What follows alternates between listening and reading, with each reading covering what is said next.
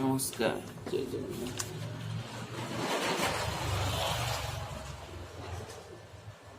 ସେଦିନ ରାସ୍ତାରେ ଯାଉ ଯାଉ କଣ ହେଲା କି ନା ମୁଁ ଗୋଟେ ଜାଗାରେ ଠିଆ ହେଇଛି।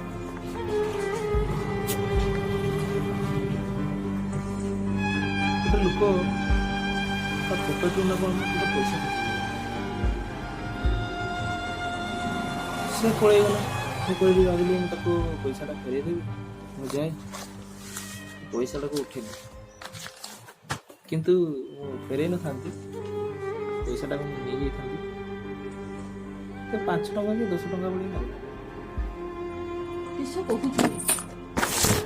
ମାଗିଦେ ଫୋନଟା। ଭିଡ଼ିଓଟା କରୁଛି ମୁଁ ମୋର ୟୁଟ୍ୟୁବରେ ଛାଡ଼ିବି ବୋଲି ବର୍ବାଦ କରିଦେବି। तू चाहूनु घर पैसा आस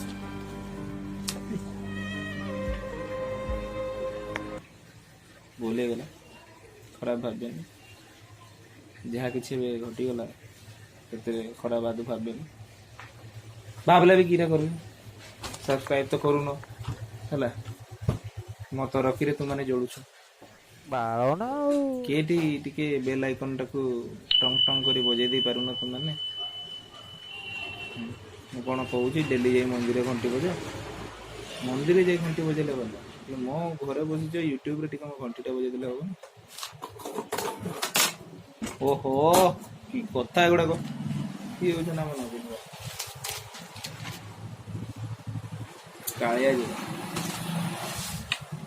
ପ୍ରଭୁ ଜଗନ୍ନାଥଙ୍କୁ ଏ ଭିତରେ ପଶେଇ ଦେଇଛନ୍ତି। କ'ଣ କହିବି ଖାଇଛି କ'ଣ ନା କୃଷି କଲେ ଉନ୍ନତ ସକଳ ଉନ୍ନତ ବେରୋଜଗାର ଉନ୍ନତି କିଛି ଖୋଜି ଆମେ ତାହେଲେ ସବୁ ଚାଷୀ ହେଇଯିବୁ। କ'ଣ କହିବ କ'ଣ? ହଁ ସେ ଲୋକର ମନେ ପଡ଼ିଲା। ସେ ଲୋକ ଯେତେବେଳେ ଭାବିଲି ସେ ପଇସାଟାକୁ ଯାଇ ଉଠେଇ ଆଣେ ଯାଇକି ଉଠେଇ ଆଣେ ହେଲା ଉଠେଇ ଆଣିଲା ବେଳକୁ ବାପରେ ସେ ପଇସା ନୁହେଁ ସେଟା ଛେପଟରେ ହାତ ଉଠା ହେଇଗଲା। ଛେପରେ ମୋ ହାତ ଉଠା ହେଇଗଲା। ତାପରେ ଯୋଉ ଖରାପ ଲାଗିଲା ମତେ ସେଥିରୁ ମୁଁ ଭାବିଲି ସେ ଲୋକଟା ଯେତେବେଳେ ଗାଡ଼ିରେ ପାରଉଥିଲା ସେ ପଇସା ନେଇ ଛେପ ପକେଇ ଦେଇ ଚାଲିଲା ସେଟାକୁ ହାତ ମାରି ସେତେବେଳେ ମୁଁ ଭାବିଲି ସେ ଲୋକଟା କେତେ ବଡ଼ ପରମ।